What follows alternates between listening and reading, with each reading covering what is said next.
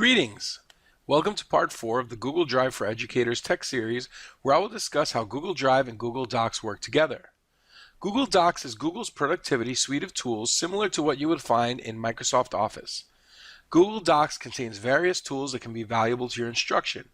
Using these tools, you can create word processing documents, spreadsheets, and presentations. Google Docs is completely free and has extensive collaborative capabilities, which I will discuss in my next video. Let's take a look at these tools and learn how to use them. Here we are at the Google Drive interface. Google Drive and Google Docs have merged together to create one unique combination. Not only can you store all of your files, but you can actually create new ones. So if I hover over the Create button and click on it, you'll notice several options. The options we're going to discuss today are Folder, Document, Presentation, and Spreadsheet. Let's start by creating a folder. This is the same way you would create a folder on your computer. So if I click Folder, it asks me to create the name of a folder. I'm just going to call this Test Demo. And now I'm going to click Create. So you see here, now I have my Test Demo folder. So what I can do using this folder is I can drag this in the same way I would on my desktop computer. So here are the 4 files that we'd uploaded previously, and I'm going to drag them in. Okay. And you'll notice the files are no longer on the front interface. So if I click in this test demo folder, now everything's neatly organized. So this is the way you would organize your files. If you look on the side here, here's my file structure that shows me this is my drive and these are my folders. If you have 10, 15, 20, 100 folders, they would all show neatly on the side here. So that's how you set up your folders. So let's take another look at the Create button. By clicking on Create, I can now click Document. Now, clicking a document will create a word processing document similar to Microsoft Word. So I just went ahead and clicked that. And I can type, hello everyone. Okay. And in order to name this file, all I have to do is click on the top and click on where it says Untitled Document, and I'm going to name this Hello. Now, the beauty of Google is that it saves your document as you type. So you don't have to hit the save button like you used to in Microsoft Word. As a matter of fact, if you go into File, you will not even see a save button.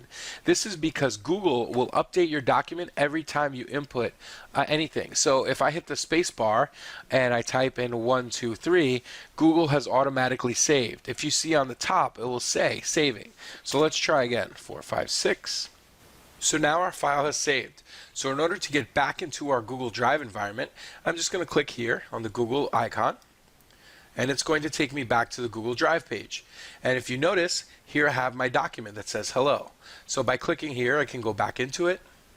And once again, I click up top, and it goes back into Drive. Now this works the same way with all of the documents.